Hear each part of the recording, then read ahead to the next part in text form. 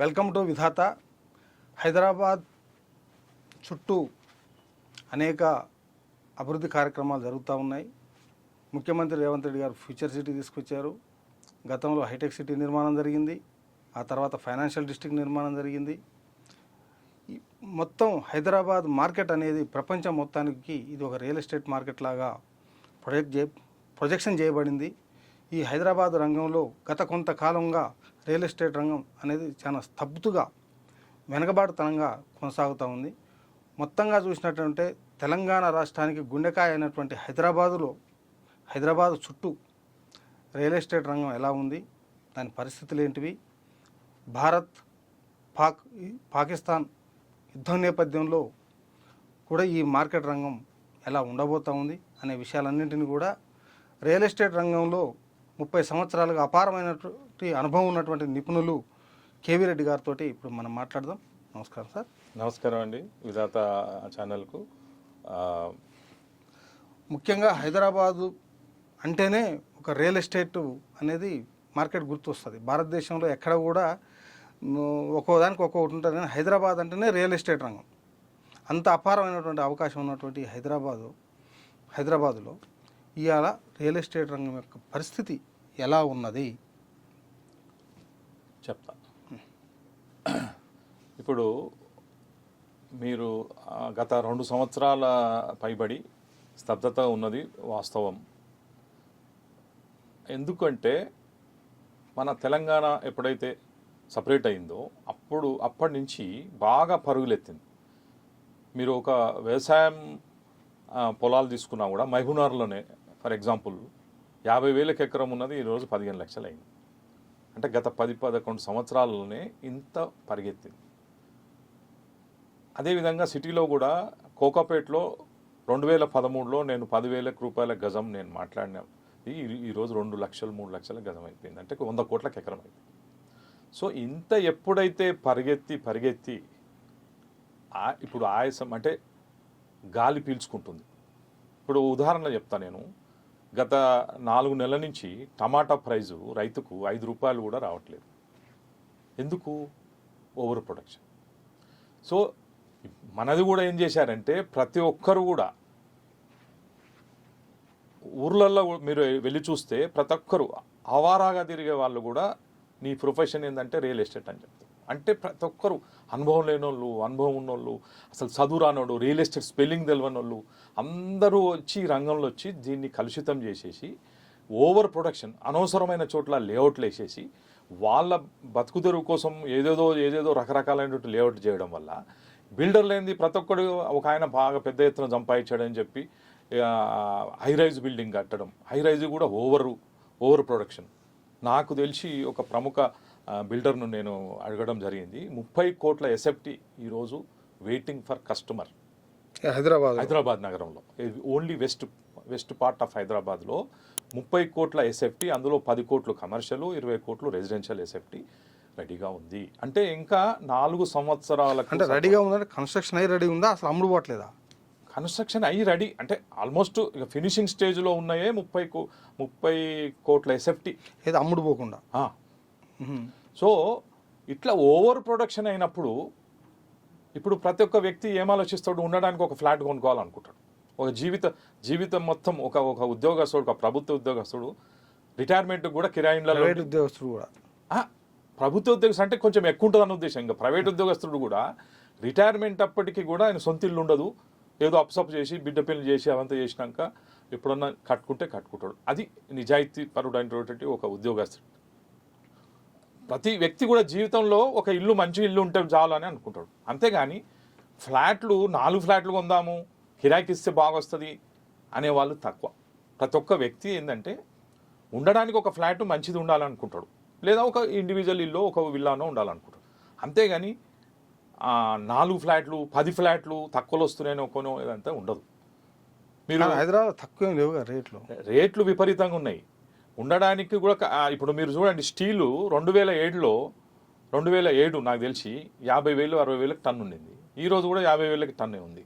Steel అయితే అంతే ఉంది కదా. పెరిగింది ఏంది? ఓన్లీ మ్యాన్ పవర్కు సంబంధించినటువంటి కాస్ట్ పెరిగింది.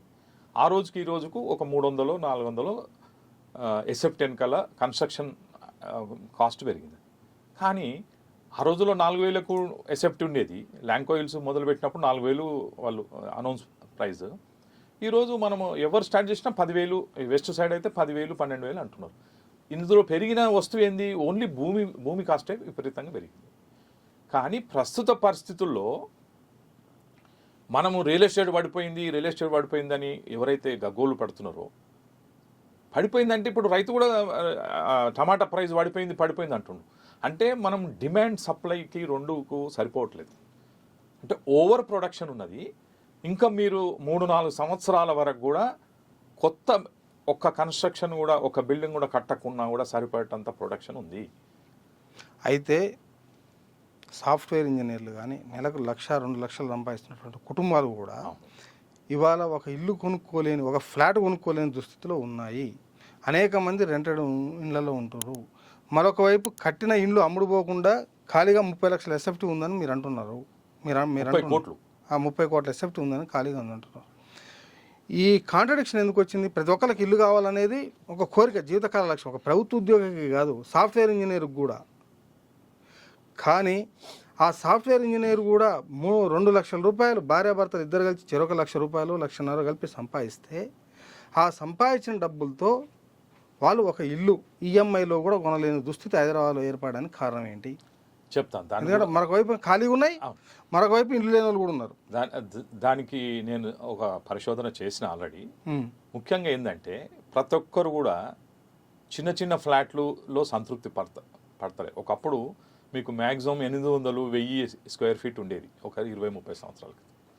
ఈరోజు ఏమైపోయిందంటే ప్రతి ఒక్క బిల్డర్ కూడా, మీరు మొత్తం ఉన్న మీరు కన్స్ట్రక్షన్ కంపెనీలు అన్నీ చూడండి, 2,000లకు తక్కువ లేదు ఎస్ఎఫ్టీ. రేట్ ఎంత ఉంటుంది? 8,000-10,000 మినిమం ఉంటుంది. వరస్ట్లో కూడా ఉంటుంది. అంటే ఎంత? 2 కోట్లు. మళ్ళీ దాని ఇంటీరియరు అంతా వచ్చేసరికి 50 లక్షలు మినిమం అవుతుంది. అంటే 2.5 కోట్లు అవుతుంది. సో 2 లక్షల జీతాలు వచ్చిన వాళ్ళు వాళ్ళ ఫ్యామిలీ ఎక్స్పెండిచర్ పోను ఇంత ఎఫర్ట్ పెట్టి తీసుకునే పరిస్థితి. అంటే 2 మ్యాచ్ అవ్వట్లేదు. ఓన్లీ వ్యాపారస్తులు తీసుకోవచ్చు, కానీ ఒక ఉద్యోగస్తుడు ఆ ఇన్కమ్ ట్యాక్స్ పోను. ఇప్పుడు లక్షల జీతాలు పెరుగుతాయి వాళ్ళకు. కానీ అసలు పక్క కోసం 30% కట్ అవుతుంది ఎక్కువ వచ్చినప్పుడు. ఇన్కమ్ ట్యాక్స్ కట్ అవుతుంది. సో చెప్పుకోవడానికి ఉంటుంది బయట. సో నాకు ఇన్ని లక్షలు వస్తున్నాయని చెప్పుకుంటారు అంతేగాని అందులో ఇన్కమ్ ట్యాక్స్ కట్ అవుతుంది. తర్వాత పిల్లల చదువులు. ఇంకొకటి ఎక్కడైపోయిందంటే మన దగ్గర తెలంగాణ ప్రజలలో ఒకటి ఏమేమి ఉంటుందంటే తగ్గేదేలే. మన నైజాం పరిపాలించింది కనుక మనకంతా జర నవాబ్ ఇది ఉంటుంది. దావత్ చేసినా కూడా అప్పైనా సరే, ఓ ఎకరం అమ్మైనా సరే కానీ గొప్పగా చేయాలనేది ఒక అది ఉన్నది రక్తంలో.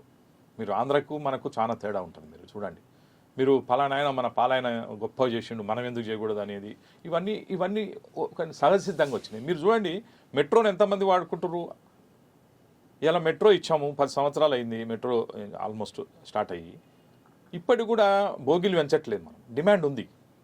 అవే మూడే బోగిలతోటి నడుస్తుంది. అవును. మరి లోపం ఎక్కడుంది? అది ఎందుకు సరిదిద్దలేం మనం? 3 కాదు, ఇంకా 3 పెట్టినా కూడా నడుస్తుంది. ఎందుకంటే రష్ చూస్తున్నాం ఉదయం సాయంత్రం. అసలు నిలబడడానికి కూడా స్థలం ఉండట్లేదు. ఇంకొకటి ఏంటంటే ప్రతి ఒక్కరు ఆ మెట్రో లైన్ ఎట్లుందంటే ఒక సర్టన్ ఏరియానే కవర్ అవుతుంది. హైదరాబాద్ అంతా కవర్ చేయట్లేదు. వెస్ట్ సైడ్ అయితే అసలు కవర్ చేయదు. అంటే most of the west side only కొంచెం హైటెక్ సిటీ వరకు, రాయదుర్గం వరకే లాస్ట్ వచ్చేసింది. అదొక మైనస్ పాయింట్. ఇంకొకటి ఏంటంటే ప్రతి ఒక్కరికి ఇంటి నుంచి మెట్రో స్టేషన్ పోవాలి, మెట్రో స్టేషన్ నుంచి మళ్ళీ ఆఫీస్కి పోవాలి, మళ్ళీ ఇంకోటి పట్టుకోవాలి. ఇవన్నీ కాకుండా ఊక సొంత బైక్ వేసుకుపోదామని అనుకుంటాం. సపోజ్ ఇప్పుడు హైత్నగర్ నుంచి ఒక అతను గచ్చిబౌలిలో ఫైనాన్షియల్ డిస్ట్రిక్ట్లో పనిచేస్తుందంటే ఆయన బయలుదేరితే 2 గంటలు పడుతుంది. ఆయన మళ్ళీ పోవడానికి 2 గంటలు పడుతుంది, 4 గంటలు పడుతుంది. ఆయన నా అభిప్రాయం, ట్రాన్స్పోర్ట్ అనేది ఒక భాగం కాదంటలేదు.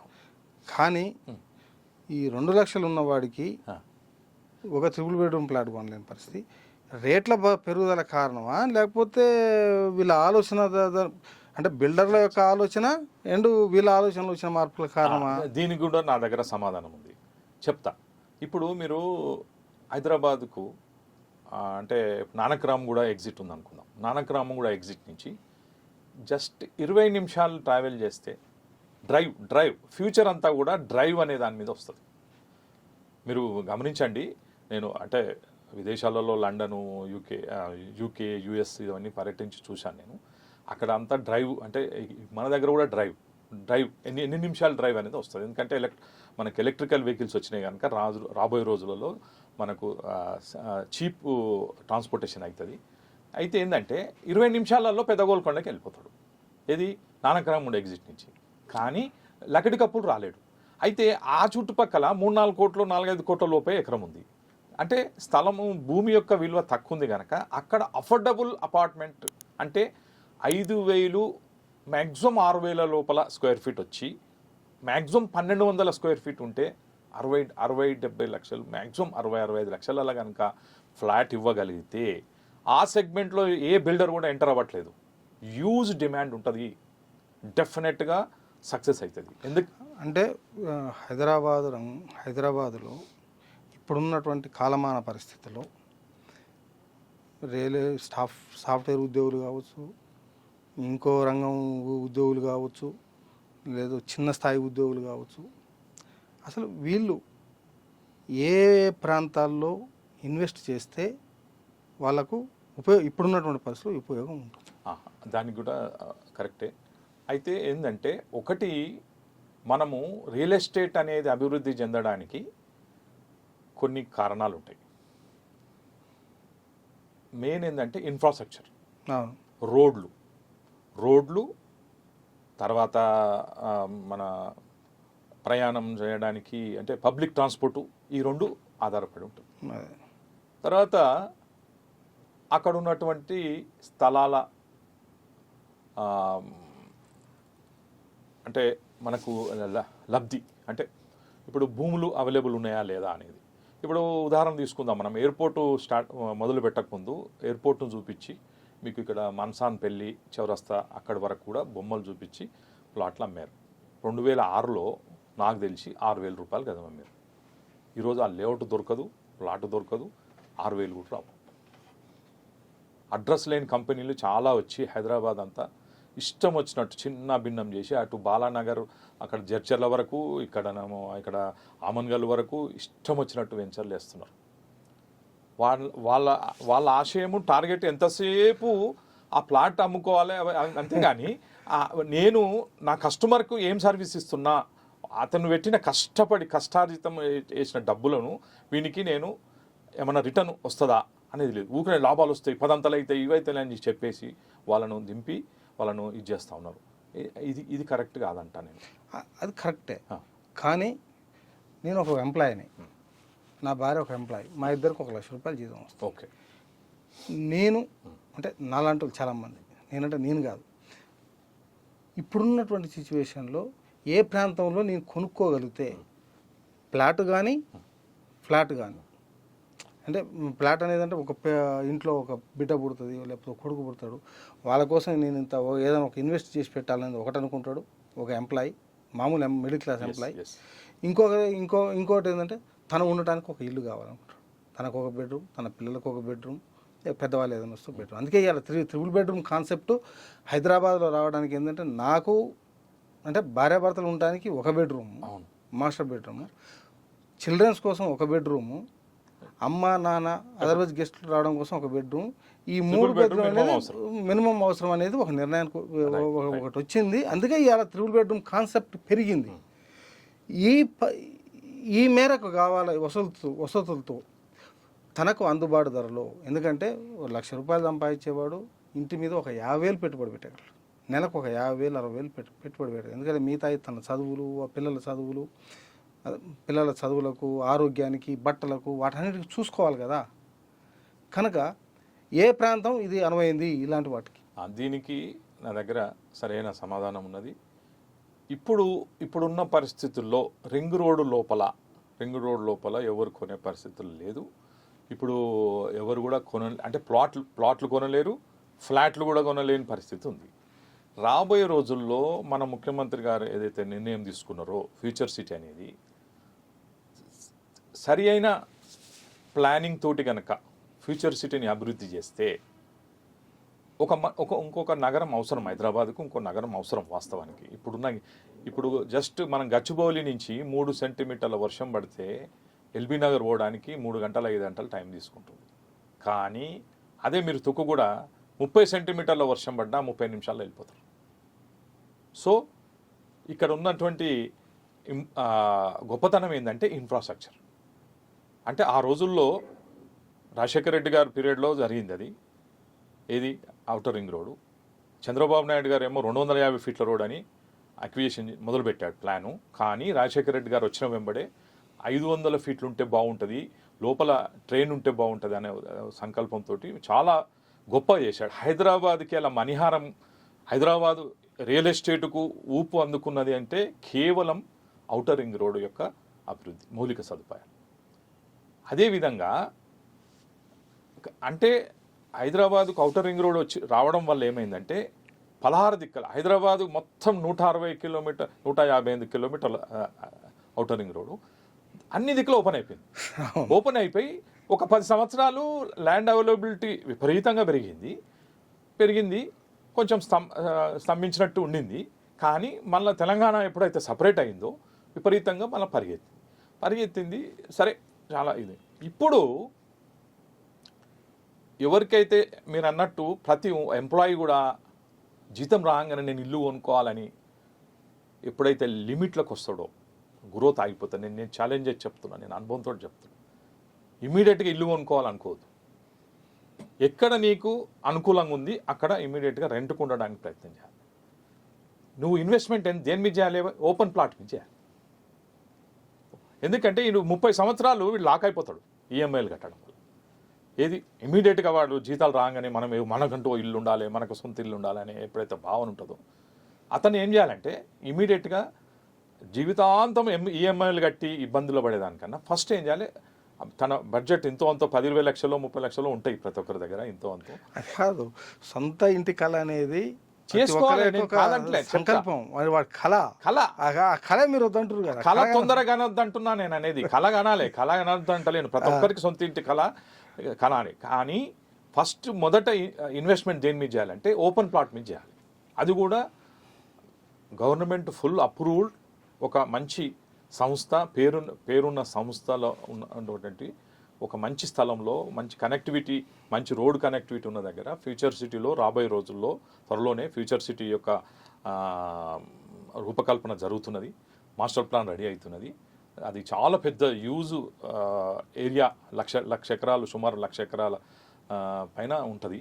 అందులో ఎక్కడెక్కడ ఇండస్ట్రీస్ వస్తున్నాయి, ఎక్కడెక్కడ పెద్ద పెద్ద రోడ్లు వస్తున్నాయి, మెట్రో స్టేషన్ ఎక్కడ వస్తున్నది, సో అక్కడ యూనివర్సిటీస్ ఎక్కడ వస్తున్నాయి, దాన్ని బట్టి కొన్ని లేఅవుట్లు గవర్నమెంట్ ల్యాండ్ పూలింగ్లో తీసుకొని చేద్దాం అనుకుంటుంది. ప్లస్ కొన్ని ప్రైవేట్ వెంచర్లు ఉంటాయి. అందులో కొంచెం చూసి జాగ్రత్తగా తిరగాలి, తెలుసుకోవాలి. ప్రతి ఒక్కరు ఏం చేయాలంటే 4 జెండలు బాతి ఓ రోజు భోజనం పెట్టించి తీసుకుపోయి కార్లో తీసుకుపోయి మంచిగా ముచ్చట పెట్టి అది పెట్టి ఇది పెట్టి పోయి వాళ్ళను ఏదో చేస్తే మీరు ₹1,00,000 కట్టిస్తారు. అవన్నీ మీరు వాటికి ప్రలోభపడొద్దు. సంస్థకు ఉన్నటువంటి క్రెడిబిలిటీ ఏంది, ఇతనికి అనుభవం ఏమున్నది.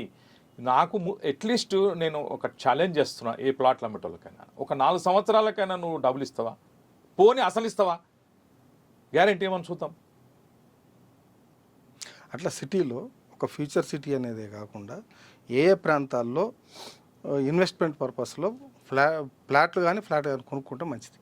అది కూడా చెప్తా, దానికి కూడా చెప్తా. ఒకటి ఏంటంటే జనరల్గా మనం ఏదైతే పనిచేసే సంస్థకు దగ్గర అనుకుంటారు ఎవరైనా. ఎందుకంటే టైం కలిసి వస్తుంది. మనము ఆ సంస్థలో పర్మనెంట్గా ఉంటే ఇంకా మంచిది, ఇంకా దగ్గరలో ఉంటే ఇంకా మంచిది. అయితే ఏమైపోయిందంటే ఇప్పుడు ఫార్మా ఉంది. ఇప్పుడు ఇటు ఔటర్ రింగ్ రోడ్ వెంబడి కొన్ని ఏరియాస్లో ఫార్మా బాగా డెవలప్ అయింది. మీరు ఎగ్జిట్ నెంబర్ 4, 5 అనుకుంటాను ఆ ఏరియాలో, అక్కడ ఫార్మా ఉంది కనుక ఆ ఫార్మాలో పనిచేసే ఉద్యోగస్తులంతా అక్కడ ఉంటారు. సో ఐటీ అంతా కూడా మనకు హైటెక్ సిటీ అంటే మణికొండ, నిజాంపేట, కూకట్పల్లి, ఈ బెల్ట్ అంతా కూడా దగ్గర అవుతుంది. ఆదిబట్లలో ఐటీ ఉన్నది కానీ ఆదిబట్ల అనుకున్నంత పరిగెత్తలే, అది ఊహించినంత రాలే. ఎందుకంటే అది కొంచెం దూరం అయిపోయింది, ఆ చుట్టుపక్కల హ్యాబిటేషన్ రాలేదు. అయితే ఇంకోటి ఏంటంటే చాలా మంది ఏమనుకుంటారంటే మంచి మంచి స్కూల్స్ పిల్లలను ప్రతి ఒక్కరు ఏం ఆలోచన చేస్తారంటే ఒకప్పుడు మనం చదువుకున్న రోజులలో గవర్నమెంట్ స్కూల్లో చదివినా నేను అవును. స్పెషల్ ఫీజుకు 20 రూపాయలు ఉండేది. ఆ 20 రూపాయలు 10 రూపాయలు ఒకసారి కట్టాలి. మేము 100 ఎకరాలు పట్టదారైనా కూడా ఆ 10 రూపాయలకు కూడా నన్ను రోజు బెంచ్ మీద కూర్చోబెట్టినాను. నాకు దుఃఖం వచ్చింది. మళ్ళీ ఊర్లో ఒక 100 పెళ్ళిళ్ళు చేసిన వాళ్ళము కుటుంబము, ఈ స్థాయిలో ఉన్న వాళ్ళమే మనం 10 రూపాయలకు పెంచాం. ఇప్పుడు అట్లా కాదు, మనం స్థాయిని మించి మనం పెద్ద పెద్ద స్కూళ్ళలో వేస్తున్నాం. దానివల్ల కూడా కొంత ఇబ్బంది అవుతుంది చాలామందికి. అంటే మనం గవర్నమెంట్ స్కూల్లో చదివితే వీడు తెలుగు రాదని అనుకోవద్దు. ఇలా మీరు టాప్ మోస్ట్ ప్రొఫెసర్లు తీసుకున్నా, పొలిటీషియన్లు తీసుకున్నా, అందరు కూడా ఒకప్పుడు గవర్నమెంట్ స్కూల్లో చదివిన వాళ్ళే. గవర్నమెంట్ స్కూల్లోనే కరెక్ట్ క్వాలిఫైడ్ ఉంటుంది. మనం అనుకుంటున్న ఈరోజు ఏవైతే కార్పొరేట్ స్కూళ్ళల్లో ఎవ్వరికి బేసిక్ నాలెడ్జ్ ఉండట్లేదు, మీరు ఎవ్వరు గమనిస్తలేరు, వాళ్ళకి ఏదో పెద్ద మేధావులు అనుకోవడం లేదు. ఆ స్కూళ్ళు కేవలం ఫీజు తీసుకోవడంలో మాత్రం చాలా టాప్ ఉన్నాయి, కానీ చదువు క్వాలిటీ మాత్రం లేదని నేను గంటాపదంగా చెప్పగలను. అయితే డైవర్ట్ అవుతుంది, మీరు దానిపై ఇన్వెస్ట్మెంట్ మీద చెప్పండి. అచ్చా, ఇన్వెస్ట్మెంట్ పార్టీకి వస్తున్నా నేను. ఇప్పుడు ఏమంటున్నా అంటే, మనము కొన్ని ఊర్లలో ఇప్పుడు మనము ఏమేమో ప్లాట్ చేయకుండా కనుక వీలైతే నీకు ఎకరమో అరెకరమో ల్యాండ్ కానీ ఓపెన్ ప్లాట్ కానీ తక్కువ అలా ఎక్కడ దొరుకుతుంది. అది కూడా ఫ్యూచర్ సిటీలో కూడా ఇలా నేను చెప్తున్నా, నాకు అంత అవగాహన ఉంది. ఫ్యూచర్ సిటీ ఏరియా అంతా కూడా నేను పుట్టి పెరిగింది అదే, నాకున్న అనుభవం అంతా అదే. 50-60 లక్షలు కూడా ఎకరం దొరుకుతుంది ఫ్యూచర్ సిటీలో. చాలామంది తెలియదు. ఫ్యూచర్ సిటీలో భాగమైనటువంటిది త్రిబులార్ లోపల, త్రిబులార్ అవతల ₹1,00,00,000 ఉంటుంది, త్రిబులార్ లోపల నేను 50-60 లక్షలకి ఎకరం ఇప్పిస్తాను. అంటే ఉన్నాయి కొన్ని ఊర్లలో. అక్కడ వెళ్ళి ఒక ఎకరం కొనుక్కో, కళ్ళు మూసుకో, తక్కువ పెట్టుబడి అద్దె ఎకరం కొనుక్కో. ఇద్దరు కలిసి అక్క తమ్ముడో లేకపోతే అన్న తమ్ముడో కలిసి ఒక ఎకరం కొనుక్కొని మంచిది రోడ్డు కొంచెం వసతి ఉన్నది కొనుక్కొని వదిలేసేయండి, మర్చిపోండి. ఇల్లుకు తొందర పడకండి అని నేను అంటున్నా. ఇల్లు కొంచెం రాని, కొంచెం నీ జీతం పెరగని, తర్వాత ఉన్నదంతా కూడా ఈఎంఐకి పోయి పిల్లలను మంచి స్కూల్లో చదవాలని, ప్రతి ఒక్కరికి మంచి ఇంటీరియర్ చేసిండని ఎక్కువ చాలామంది ఇబ్బంది పడేది ఎక్కడనో నేను చెప్తాను, అనుభవంతో చెప్తున్నా. ఫస్ట్ ఏమవుతుంది, మనకు ఇల్లు కావాలి కదండి అని భార్య అంటుంది. సరే అని ఒక ఫ్లాటు ఏదో కొంటారు, ఏదో మన ఈఎంఐ కదా, బ్యాంకు లోన్ రెడీ ఉంటుంది, బ్యాంకు ఏదో మన దగ్గర 20% మనకు ఉంటుంది, ఏదో మనం ఈఎంఐ ఉంటుందని పోతారు. పోయిన తర్వాత ఏమవుతుంది, మెల్లగా లోన్ వస్తుంది, ఇంట్లో కలిపి ఇల్లు పోయినాక మళ్ళీ మనము ఈ గృహప్రవేశం చేయాలి కదా, మన బంధువులందరిని పిలవాలి కదా అని చెప్పేసి గృహప్రవేశంకు కొంత ఓడుస్తుంది, చిలుమొడుస్తుంది. తర్వాత ఇంకొకటి ఏంటంటే, మీకు ఇంటీరియర్కి వచ్చేసరికి పలానా మా ఫ్రెండ్ ఇంటి ఇట్లుండే, మా అంత చాలా బాగుంది, అక్కడ కాంప్రమైజ్ కాము. మనం కాంప్రమైజ్ కాకుండా బడ్జెట్ మనం తెలియకుండానే అది ఎక్కడికో వెళ్ళిపోతుంది, 20-30 లక్షలు దాటిపోతుంది. సో ఇల్లు ఒక్కసారి ఇల్లు కంఫర్ట్కు మనిషి వచ్చిండు అనుకో, ఇక వాడు అందులోనే ఇరుక్కుపోతాడు. సో కనుక నేనేమంటున్నా అంటే, ఇంటికి తొందర పడకుండా ఓపెన్ సైట్ అంటే ఓపెన్ ప్లాట్ కానీ వ్యవసాయం పొలం, ఇప్పుడున్న పరిస్థితుల్లో వ్యవసాయం పొలం తీసుకున్నా నష్టం లేదు. అది ఫ్యూచర్ సిటీలో అయితే ఎందుకు ఉంటుందని నేను అంటున్నానంటే, ఒక ప్లాంట్ సిటీ రాబోతుంది. ఇప్పుడు మన సిటీ అంతా కూడా విధ్వంసం జరిగింది, కాంక్రీట్ జంగిల్ అంట నేను. ఇలా మణికొండలో నిజాంపేటలో చూస్తే 10 ఫీట్ల గల్లీలో కూడా మీకు అపార్ట్మెంట్లు వచ్చేసినాయి, 5 ఫ్లోర్లు వచ్చినాయి. ఫైర్ అయితే ఏంది ప్రాబ్లం? అవన్నీ చాలా ప్రాబ్లమ్స్. ఇంకోటి ప్రతి ఒక్కరికి నేను ఇంకొక చిన్న ఉదాహరణ, మీకు బిఎన్ రెడ్డి దగ్గర రిజర్వాయర్ ఉంది, సాగర్ రిజర్వాయర్, అది డ్రింకింగ్. దాని వెనకాల శ్రీపురం కాలనీ అని ఉంటుంది. అది 1968లో చేసిండు. సైకిళ్ళు కూడా కొనుక్కోలేని పరిస్థితుల్లో ఆ రోజులు 40 ఫీట్ల రోడ్లతోటి లేఅవుట్ చేసిండు. ఈరోజు మనం 30 ఫీట్లు చేస్తున్నాం. పెద్ద పెద్ద డబ్బా కార్లు వచ్చినాయి అందరికీ. మీరు ఏ ఇంటికి దగ్గర చూడండి, ఏ అపార్ట్మెంట్ దగ్గర చూడండి. ఇంకొక విషయం నేను ఈ సందర్భంగా చెప్పాలనుకుంటున్నా, అది ప్రభుత్వం దృష్టికి కూడా పోవాలి. జియో నెంబర్ 86 అని చెప్పి రాజశేఖర రెడ్డి గారి పీరియడ్లో తీసి అది అంతకుముందు 40 ఫీట్లు 500-600 గజాలు ఉంటేనే అపార్ట్మెంట్కు పర్మిషన్ ఉండేది. దాన్ని కుదించడం వల్ల 30 ఫీట్లు చేశారు. 30 ఫీట్లో చేస్తే ఫుట్పాత్ ఏం పోతుంది, ఫుట్పాత్ పోయినాక రోడ్ ఎంత వస్తుంది, రోడ్లో ఇప్పుడు ఆయన ఏం రాస్తారు, అపార్ట్మెంట్ బయట మీ కార్లు మీరు బయటనే పెట్టుకోవాలి, లోపల రావద్దని చెప్తాడు. ఈయన కారు పెడతాడు, ఆయన కారు పెడతాడు, మధ్యలోకి ఎవరు పోవాలి, ఆరని కొడితే ఎవరు రావాలి, అటు పడుకొని 5 ఫ్లోర్లు ఉన్నాయని ఎప్పుడు రావాలి. సో ఇంకోటి, ఈ రోడ్ అనేది వాళ్ళెవరో వచ్చి కార్లు పెట్టుకోవడానికి కాదు కదా, మామూలు ప్రజలు తిరగడానికి. సో ఏమంటున్నంటే, సైకిళ్ళు లేని రోజులలోనేమో 40 ఫీట్ల రోడ్ల లేఅవుట్ ఇచ్చాము. ఇప్పుడు 33 ఎందుకు ఇస్తున్నాం? మినిమం 40 ఫీట్ పెట్టండి. సపోజ్ ఇప్పుడు కూడా జియో నెంబర్ 86ను వెంటనే రద్దు చేసి ఏ అపార్ట్మెంట్ కానీ 40 ఫీట్ల రోడ్డు మినిమం ఉండాలి. అపార్ట్మెంట్ సిటీలో ఆల్రెడీ ఎగ్జిస్టింగ్ సిటీలో ఉన్నటువంటి ఏ ఊరు కానీ ఎక్కడ కానీ అంటే ఉన్న రింగ్ రోడ్ లోపల ఆ జియో ఎత్తేసేసి 40 ఫీట్లు మినిమం ఉండాలి, 600 గజాలు మినిమం ఉండాలి. నీ కార్ల కోసం నువ్వు 5 ఫీట్లో 6 ఫీట్లో సెట్ బ్యాక్ కావాలి, అందులో నువ్వు పెట్టుకోవాలి. అంతేగాని రోడ్డు మీద పెట్టడానికి వీల్లేదు. రోడ్డు మీద పెట్టే వాళ్ళని మొత్తం కూడా వాళ్ళకు ఫైన్లు వేసేసి మీరు అట్లా హైదరాబాద్ను ఎప్పుడైతే టైట్ చేస్తావో బయటికి వెళ్ళిపోతాం. జియో 86 ఎవరు తీసుకొచ్చి, ఏ ప్రభుత్వం తీసుకొచ్చి? రాజశేఖర రెడ్డి గారి పీరియడ్ తీసుకొచ్చి ఇప్పుడు దాన్ని రేవంత్ రెడ్డి రద్దు చేయాలి, వెంటనే రద్దు చేయాలి. ఎందుకంటే అది రద్దు చేయకపోతే హైదరాబాద్ విధ్వంసం జరుగుతుంది. విధ్వంసం జరిగింది, ఆల్రెడీ జరిగింది, ఇంకా జరగబోతుంది. ఇప్పుడు మీరు ఓల్డ్ సిటీలో ఓల్డ్ బేగం బజార్ తీసుకోండి, లేకపోతే మీకు హ్యాబిట్స్లో కొన్ని ఏరియాస్ 5 ఫీట్ల గలీలో 5 అంతస్తులు ఉంటుంది. వాళ్ళందరూ బైక్ల మీదనే పోతుంటారు వస్తుంటారు, వాళ్ళు కార్లు ఎడబెట్టుకుంటూ తెలియదు. అట్లా ఇది ఎంతవరకు కరెక్ట్? ఇప్పుడు వాటి ఫైర్ యాక్సిడెంట్ అయితే ఏంది అలా పరిస్థితి? మొత్తం బొగ్గ అయిపోయిందాక అందులో ఫైర్ పోదు, ఒకటి ఏది కాదు. ఫైర్ నేను ఎన్నో చూపిస్తా, 5 ఫీట్లు 10 ఫీట్లు. సో నేనేమంటున్నా అంటే ఎట్టి పరిస్థితుల్లో కూడా 40 ఫీట్ల రోడ్డు తక్కువ ఉండొద్దు, సెట్ బ్యాక్ కంపల్సరీ ఉండాలి. ఏమాత్రం డీవియేషన్ అయినా కూడా, ఆయన పర్మిషన్ కన్నా ఎక్కువ వచ్చినా కూడా, పర్మిషన్ కన్నా ఎక్కువ వస్తే 3 అంతల పెనాల్టీ వేయాలి. ఆ భయం కనుకుంటే హైదరాబాద్ రిస్ట్రిక్ట్ అవుతుంది, అందరు బయటికి వెళ్ళిపోతారు. బయట చుట్టుపక్కల అంతా కూడా అవకాశం చాలా ఉంది. హైదరాబాద్కు గొప్ప అవకాశం ఉంది. వాతావరణ పరిస్థితులు ప్రపంచంలో ఇంచుమించు ఎక్కడ లేనటువంటి మంచి వాతావరణం ఇక్కడ. మీరు ఎంత ఎండాకాలమైనా సాయంత్రం అయినా కొంచెం చల్లబడుతుంది. అదే ఇది ఎక్కడ కూడా ఏ రాష్ట్రానికి లేదు, ఎక్కడ లేదు. ఇప్పుడు ఢిల్లీ తీసుకుంటే కూడా పొల్యూషన్ విపరీతంగా అయింది. ఎంత ఎక్స్ట్రీమ్ వెదర్ ఉంటుంది, 0 వస్తుంది, 50 డిగ్రీస్ కూడా పోతుంది. అంటే 50 డిగ్రీస్ తేడా ఉంది. మన హైదరాబాద్ అట్లా ఉండదు. మనము అన్ని విధాల సమశీతోష్ణ ఉంటుంది, దక్కన్ పీఠభూమి, నాన్ సెస్మిక్ జోన్. అది ఒక అడ్వాంటేజ్. ఇంకొక ఏ ప్రాంతాల్లో ఇన్వెస్ట్ చేస్తే మంచిది సూచన, ఈ కొత్త ప్లాట్లు కొనుక్కోగలిగే స్థితి ఓన్లీ ఔటర్ రింగ్ రోడ్ బయటనే ఉంటుంది.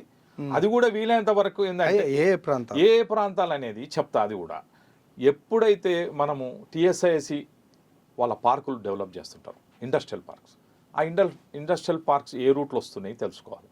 ఆ రూట్కు నియర్ బై మనం ప్లాట్లు కానీ ల్యాండ్ కానీ తీసుకుంటే ఫాస్ట్ గ్రోత్ వస్తుంది. ఉదాహరణకు మీకు ఒకటి చెప్తా.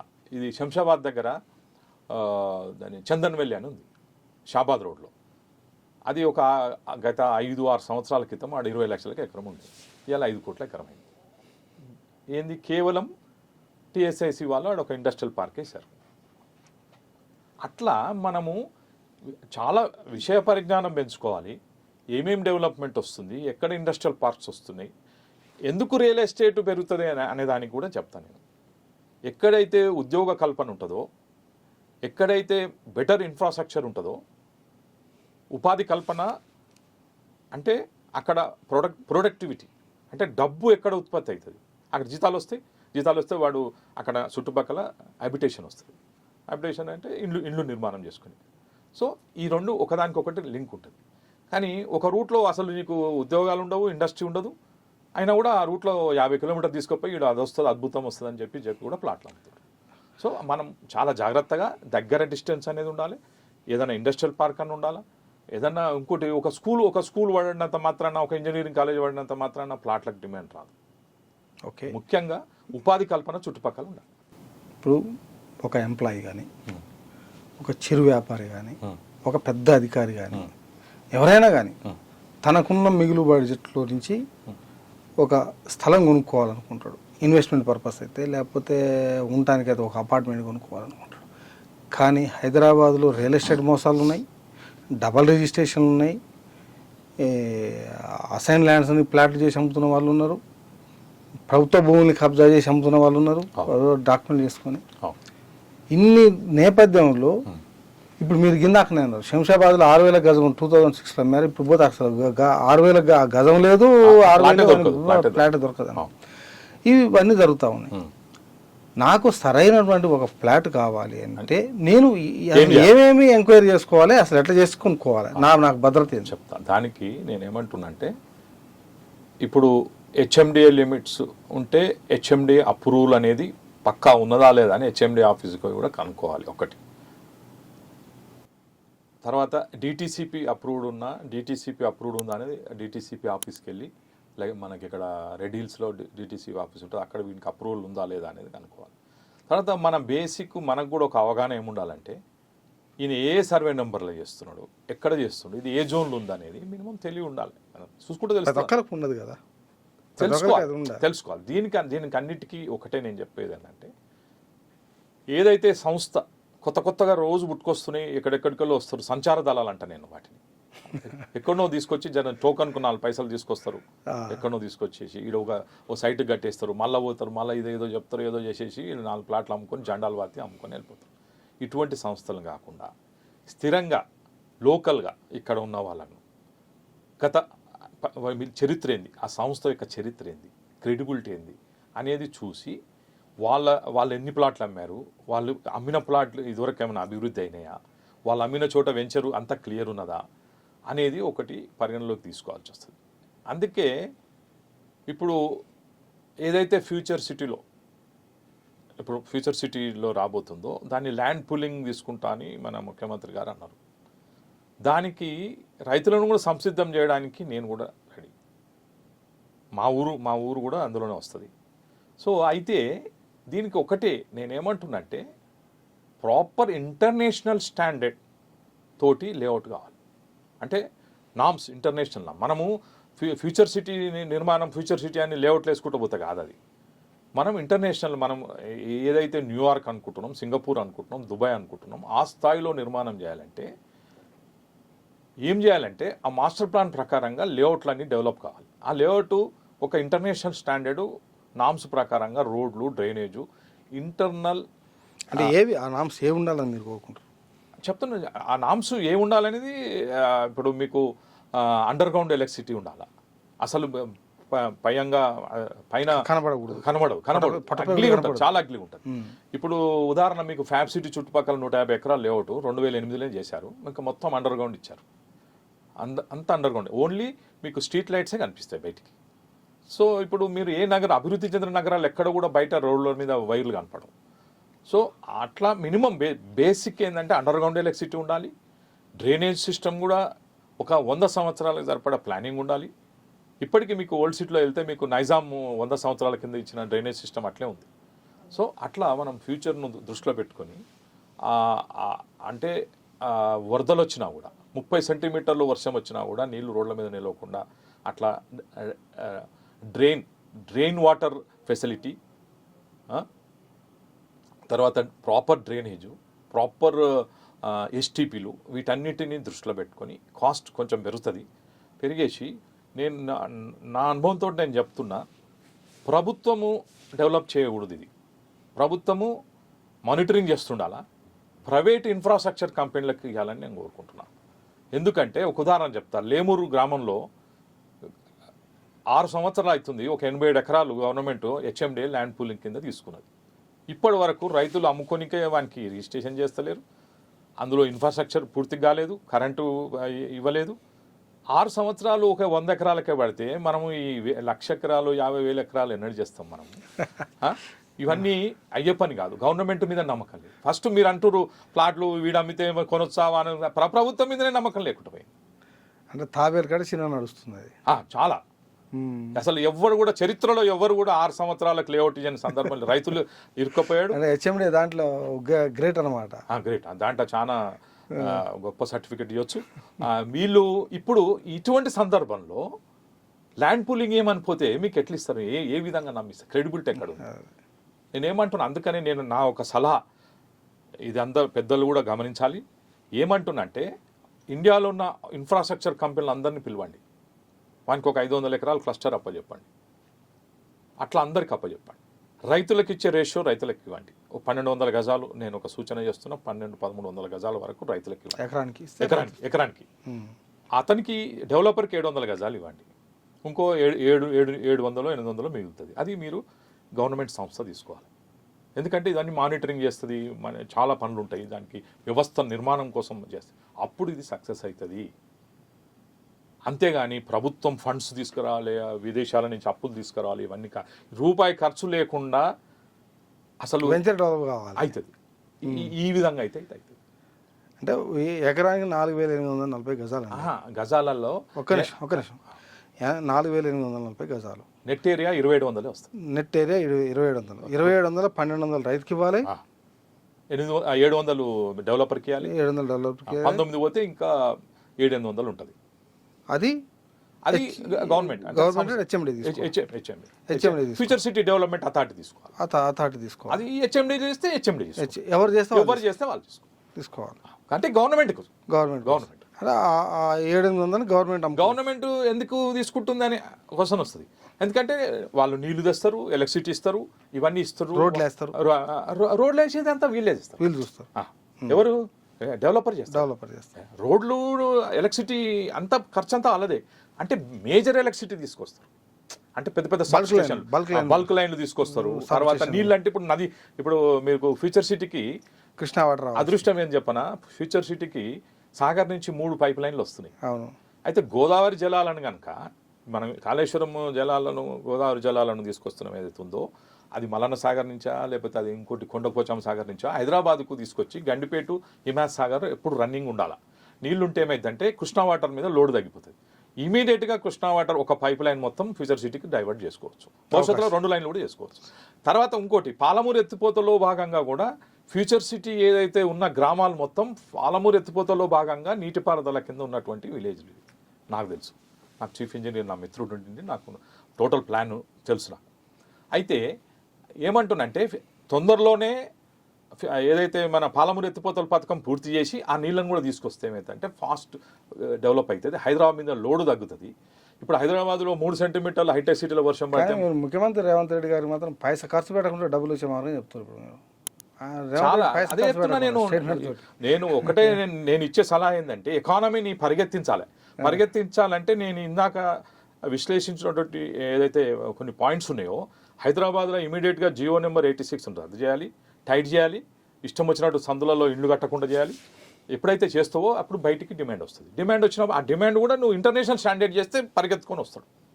ఇప్పుడు మీరు సపోజ్ ఉదాహరణకు మీరు పిఎన్టీ కాలనీలో ఇల్లున్నది, దిల్సునార్ పిఎన్టీ కాలనీ ఇల్లున్నది. బిడ్డ నువ్వు మన ఇంట్లో ఉండు అని ఏ తల్లిదండ్రులు అంటే ఐటీలో పనిచేసేటోడు, గచ్చిబౌలిలో పనిచేస్తాడు, నీ ఇల్లు వద్దు నువ్వు వద్దు అని దండం పెట్టి ఇక్కడ వస్తాడు. ఎందుకంటే వాడు ఆ పిఎన్టీ కాలనీ నుంచి దిల్సునార్ వచ్చి మెట్రో రానికైనా 15 నిమిషాలు పడుతుంది. నడిచిపో, బైక్ మీద పో. అంటే అంత డెన్సిటీ ఆఫ్ పాపులేషన్ పెరిగింది. అవసరం లేదు. హైదరాబాద్ మీద లోడ్ తగ్గాలి, పొల్యూషన్ తగ్గాలంటే ఏం చేయాలి? హైదరాబాద్లో ఇమీడియట్గా 15 సంవత్సరాలకు పైబడిన వెహికల్స్ అన్నింటినీ ఇమీడియట్ బ్యాన్ చేయాలి. అది ఆ చర్య తీసుకోవడం లేదు మనం. తర్వాత ఇంకొక విషయము, ఇది ముఖ్యమంత్రి గారికి కూడా నేను నివేదించడం జరిగింది. ఆల్రెడీ నేను ఒక ఆర్టికల్ ఇచ్చినాను. సబ్ రిజిస్ట్రార్ ఆఫీసులు అనేది నిర్మాణం లేదు. ఇది సబ్ రిజిస్ట్రార్ ఆఫీసులు ఎందుకంటున్నా అంటే related to this subject, real estate subject. ఇప్పుడు ప్లాట్ కొనడానికి ఎవరు వస్తారు? కోటీశ్వరుడే వస్తాడు కదా. ఆ కోటీశ్వరుడు టాయిలెట్ పోవడానికి వసతి ఉండదు, ఒక ఫ్యాన్ తిరగదు, కట్టెబెట్టి ఫ్యాన్ తిప్పాలి, ఆడ నిలబడడానికి ఉండదు, చెమటలు కక్కుతుంటాయి, కూర్చోమని అనేటోడు ఉండడు, మంచినీళ్ళు తాగదు. ఒక స్త్రీ వచ్చిందంటే టాయిలెట్ ఎక్కడ పోవాలి, ఒక పురుషుడు టాయిలెట్ ఎక్కడ పోవాలి, కారుకు. ఇవి 50 సంవత్సరాల 60 సంవత్సరాల కింద ఉన్న కిరాయి ఇళ్లలోనే ఉన్నాయి. 10 ఫీట్ల రోడ్ల గల్లీలలో పెట్టిండ్రు. ఇదంతా ఒక లాబింగ్ జరుగుతున్నది. మీరెందుకు ఏం లాబింగ్? ఆ లాబింగ్ అన్ని కొన్ని చెప్తే బాగుండదు అనే ఉద్దేశంతో చెప్పట్లేదు నేను. అది నేను ఎక్కడ చెప్పాలో అక్కడ చెప్తాను. ఆపుతున్నారు, దాన్ని వ్యవస్థను రానియకుండా చేస్తారు, ఆపుతున్నారు. అయితే ఎవరు ఆపుతారో చెప్పు. ఇంకెవరు ఆపుతారు? సబ్ రిజిస్ట్రార్లు ఆపుతారు. సబ్ రిజిస్ట్రార్ 100% ఆపుతారు. ఆ లాబింగ్ ఆపుతారు. ఇప్పుడు నేను ఒకటి గవర్నమెంట్ ఛాలెంజ్ ఇస్తున్నా. 20,000 కోట్ల రూపాయల ఆదాయము రిజిస్ట్రేషన్ మీద వస్తుంది ప్రభుత్వానికి సంవత్సరానికి. సొంత ఇల్లు లేదు. స్వతంత్రం వచ్చి 75 సంవత్సరాలు 77 సంవత్సరాలు అవుతుంటే మనమేమో ఇందిరమ్మ ఇళ్ళు ఇస్తాము, డబుల్ బెడ్రూమ్ ఇస్తాము, అల్లుడు వస్తేయడం అనుకుంటామని మనం డైలాగులు కొడుతున్నాం. కానీ మన సొంతం గవర్నమెంట్ ఆఫీసుకు ప్రజలు కడుతున్నటువంటి సొమ్ముకు 20,000 కోట్ల రూపాయల ఆదాయం వచ్చే సంస్థకు సొంత ఇల్లు లేదు, కరెంటు చక్కగా ఉండదు, ఒక సర్వర్ చక్కగా ఉండదు, ఒక సిస్టమ్ చక్కగా ఉండదు, కూర్చోవడానికి కుర్చీ ఉండదు, ఫ్యాన్ తిరగదు. 142 సబ్ రిజిస్ట్రార్ ఆఫీసులు ఎన్నడూ స్వతంత్రం వచ్చినప్పటి సంది ఉంటే ఇప్పటి 142 ఉంటే ఎట్లా నడుస్తుంది? ఆఫీసులు పెరగాలి, ఇన్ఫ్రాస్ట్రక్చర్ పెరగాలి, పాస్పోర్ట్ సేవా కేంద్రం లాగా నీకు ఏసీ ఫెసిలిటీ ఉండాలి, టాయిలెట్ ఉండాలి, ఇవన్నీ ఉండాలి. మనం అభివృద్ధి ఏడా చెందుతున్నాం. అయితే ఫ్లాట్లు కొనుక్కునే వాళ్ళు ఏ డాక్యుమెంట్స్ చూసుకొని నిర్ధారణ చేసుకోవాలి? అయితే ఒకటి నేను దీనికి సలహా ఏంటంటే ఒక మంచి లాయర్ సలహా తీసుకోవడం బెటరు. 5,000 10,000 5,000 కన్నా ఎక్కువ తీసుకోడు. దాన్ని ఆయన ఒక లాయర్ ఏం చేస్తాడంటే మొత్తం నీకు ఈసీ తీస్తాడు, తర్వాత రకరకాలైనటువంటి అన్ని రకాల డాక్యుమెంట్లు అన్నీ తీసి తీసుకుంటాడు. ఏదైతే లోన్ కోసము మనం పోతామో అలాంటిది ఆ వెంచరు మీద నేను దీనికి ఒక ఉదాహరణ చెప్తా.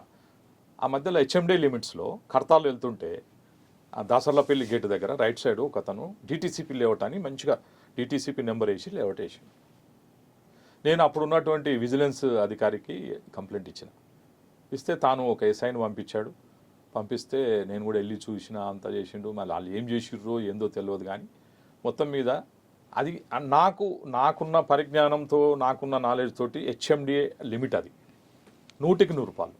దాంట్లో అదంతా కూడా అగ్రికల్చర్ జోన్, రెవెన్యూ ఇది కూడా కాదు, ఏది రెసిడెన్షియల్ జోన్ కూడా కాదు. అతను డిటీసీపీ అని వేరే ఊర్లపై నెంబర్లు వేసిండు, ఏదో చేసిండు.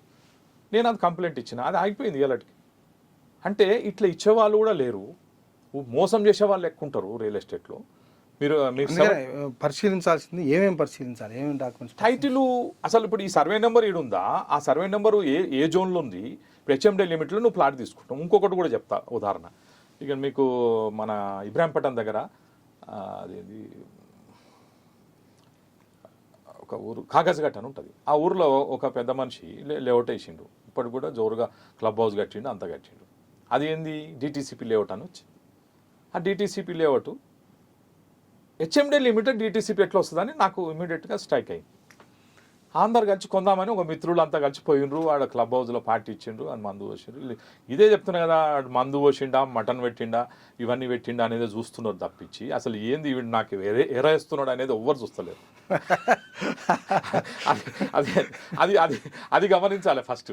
ఇప్పుడు బేసిక్ పెద్ద పెద్ద ప్రొఫెసర్లు మళ్ళీ ఇలా బాగా చదువుకున్న వాళ్ళు ఎంఏలు పిహెచ్డీ చేసిన వాళ్ళంత మాత్రాన నీకు జ్ఞానం ఉంటుందని లేదు.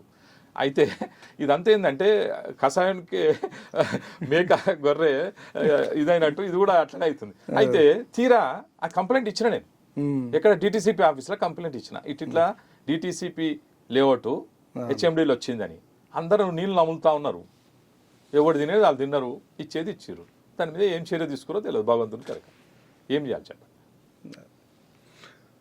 ఫ్యూచర్ సిటీ గురించి కూడా చెప్పారు. ఇంకొక విషయం ఏంటంటే భారతదేశం పాకిస్తాన్ మధ్యన యుద్ధం జరుగుతూ ఉంది. ఈ నేపథ్యం పరిశీలిస్తే అంటే హైదరాబాద్ కూడా ఏదో సెకండ్ టార్గెట్లో ఉంది. ఇప్పుడు ఫస్ట్ టార్గెట్లు జరుగుతున్నాయి, తర్వాత సెకండ్ టార్గెట్ అంటున్నారు. ఇప్పటికే నిత్యావసర సరుకులు అన్నీ తెచ్చుకొని పెట్టుకోమంటున్నారు, 2 నెలలకు సరిపోను. ఇట్లా రకరకాల ప్రచారాలు జరుగుతున్నాయి. మన మాక్ డీల్ జరిగింది, ఇది కొంచెం ఎఫెక్ట్ అయింది. ట్రాఫిక్ కూడా రోడ్ల మీద తగ్గింది. మీరు ఏదైనా అంటే రోడ్ల మీద ట్రాఫిక్ తగ్గింది. అంటే ఒకటి ఈ నేపథ్యంలో ఈ రియల్ ఎస్టేట్ పరిస్థితి ఎట్లా ఉండబోతుంది ఒకటి. రెండవది, ఒకవేళ నిజంగా ఈ యుద్ధ వాతావరణంతో మనకు ఎందుకు అనే పరిస్థితులు వచ్చి మార్కెట్ కూడా డౌన్ అయ్యే ప్రమాదం కూడా ఉందని అంటున్నారు. అట్లాంటప్పుడు ఇప్పుడు ఇన్వెస్ట్ చేయడం మంచిదా కాదా, అసలు ఏ విధంగా ఉండబోతుంది? అయితే ఒకటి భగవంతుని కృప వలనో లేకపోతే మనందరం ఈ తెలంగాణ రాష్ట్రంలో ఉండడం మన అదృష్టం. ఎందుకంటే సెక్యూరిటీ పరంగా మనం సేఫ్ జోన్లో ఉన్నాం, సెంటర్లో ఉన్నాం. ఎటు చూసినా 300 కిలోమీటర్ల దూరంలో సముద్రం లేదు. అంటే వాళ్ళు నావల నుంచి కొట్టలేరు, అంటే దాని ఏమంటారు షిప్ ఉన్నాయి కదా, దాటి నుంచి మిసైల్ రావు. ఆకాశం నుంచి ఫ్లైట్ రావాలన్నా కూడా మనము ఆకాశ మార్గం రావాలన్నా 300-400 కిలోమీటర్ల నుంచి రావాలి. సో మన వ్యవస్థ, రాడార్ వ్యవస్థ పటిష్టంగా ఉన్నది. సో మనకు అది వచ్చి మనలో కొట్టే లోపే మనం దాన్ని డిఫ్యూజ్ చేస్తాం. అది భారతదేశంలో చాలామందికి తెలియని విషయం ఏంటంటే హైదరాబాద్లో ఉన్నంత డిఫెన్స్ ఇన్వెస్ట్మెంట్ కానీ డిఫెన్స్కి సంబంధించినటువంటి ఇలా టాప్ మోస్ట్ మిసైల్స్ అన్నీ హైదరాబాద్లో తయారైనాయి.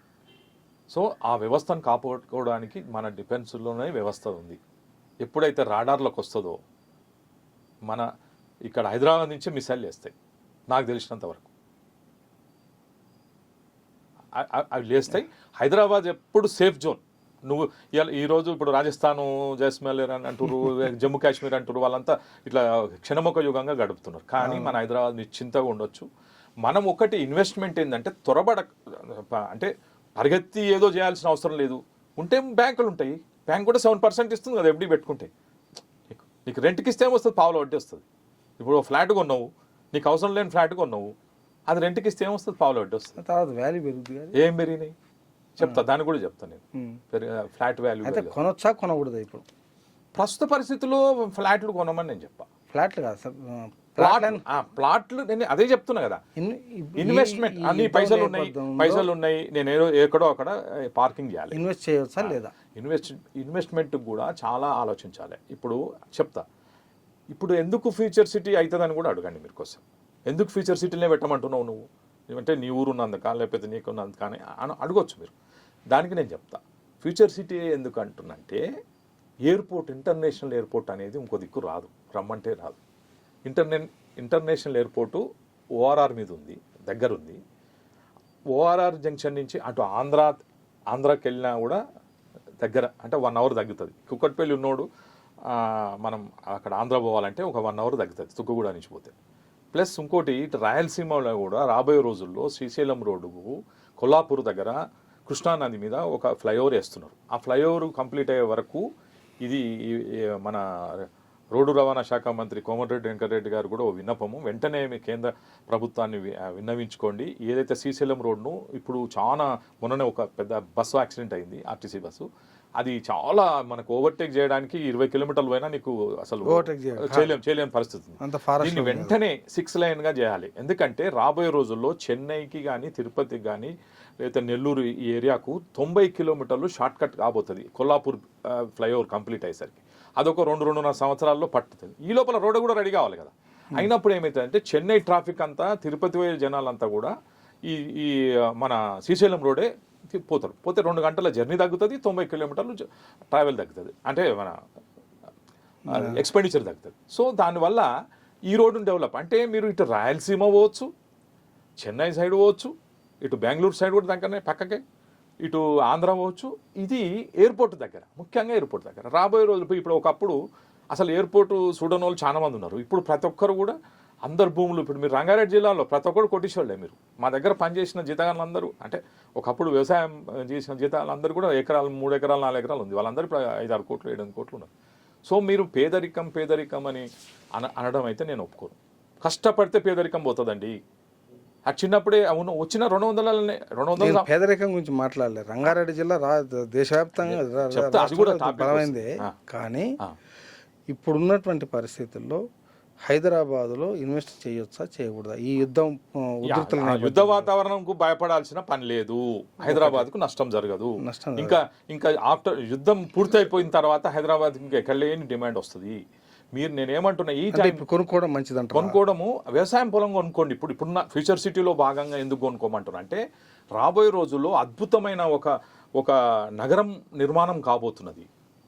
అద్భుతమైన నగరం నిర్మాణం, ఒక ప్లాంట్ సిటీ రాబోతున్నది.